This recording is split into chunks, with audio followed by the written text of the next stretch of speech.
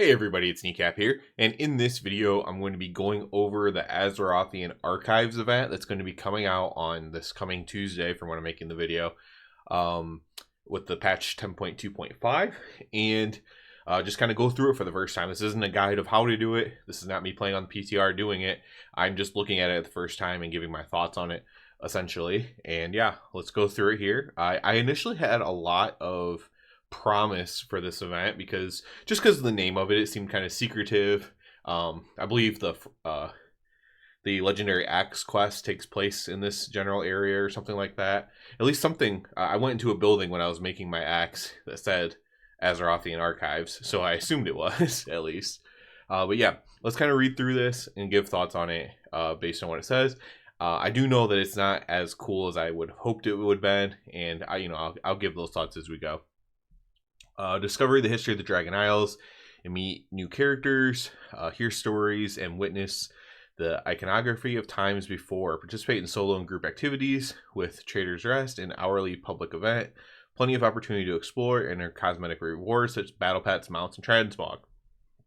So, while it's not the same thing, it's different, obviously. It's kind of the same setup as that time event that was outside Valdrakken, northeast of Valdrakken, where you had to do a bunch of stuff around a circle, and then you go through the portal in the middle. I can't remember what it's called. And then there's vendors with a bunch of transmog. It's basically the same structure, but you're just doing different things. This seems more like minigame focused, which we'll get to. But yeah, let's keep going.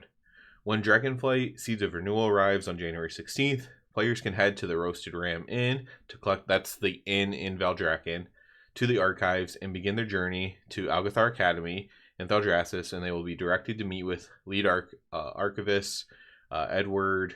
Yeah, this is the guy with the legendary axe, so yeah, that makes sense. And his team of archaeologists and archivists at Trader's Rest. This is the site of the Battle of Trader's Rest between Eltharian troops. So this is like during the story campaign, Dragon Isles from eons ago. There's so much to be uncovered. Well, I thought it was. Maybe not. Maybe not. I thought this looked like the place where you do the campaign, but maybe not. The Therian's troops and all the cultures of Dragon Isles from eons ago. There's so much to be uncovered, discovered, and recovered here, and we're going to need all the archivists on deck to make it happen. So that's kind of like the story behind it or whatever. We're going to go through these old events, and to do this, we're basically going to do these mini games that I'm going to describe now, and then I assume that's going to give us like a currency to then get these rewards. We'll go through the rewards quick as well at the end. Visit geoarchaeologist Raka Rocktooth to receive an elemental assistant specific to each site to help you discover finds to excavate. Once a find is located, plant a shaman totem and instruct your elemental pal to carefully excavate the spot to reveal a myriad of interesting finds, from relics to enemies to take down. Locating small and large finds will trigger a mini game challenging Burgeon Archivists. Players must keep the element bar balanced using their elemental assistant to dig the relic up. So I don't know exactly how that works, but again, I kind of said kind of like a mini game, just like probably a really simple thing. They don't typically make these too difficult for people. Probably be fun the first time you do it, maybe the second time, maybe the third time, and they'll probably be pretty boring if you're going to try to grind out all the transmog. Every site contains items that must be sought to reveal scenes from the distant past. Report to techno-archaeologist Zanata, that's a pretty cool name, to receive a set of goggles called Techno-Scryers that help you locate specific items with directional pings and alerts leading you to their location. So that's kind of like using the secret finding tech from the secret finding event. Once an item is located, Zanata calibrates your goggles, and upon doing so, you'll witness a scene from the past that will give context to the items or a small story. So there is story involved here. That's pretty cool. So that's what I was hoping that. So this small part of it is kind of what I hoped. So you kind of use the secret finding tech a little bit, but it doesn't sound like you actually use the items. And then you're going to reveal story through it, which this is kind of what I thought the whole event would be based around, like trying to solve a puzzle and learn story. Unfortunately, that's not the case, but there is a very small tidbit of that. The more you know, Codological archaeologist Nurubin uses his own mix of blue and bronze magic, along with a relic, to create arcane familiars. Each site has its own type of adorable familiar, I guess. Adorable. Those copies seek out sources of related information. Players can accompany the original familiar and absorb the information once found. Weekly quest completion helps to fill out Norwin's tome, and more details on each site's story. So basically, you do this series of minigame type things, you'll learn some story, and I guess you'll get progress or whatever towards something. I don't know if there's a currency or not. I assume there is because they always add currencies, but maybe that's not. Maybe you just have to like do a weekly quest or something. But I would think, I guess it might even be here. But anyways, so then you can get these rewards. So let's go ahead and look at the rewards.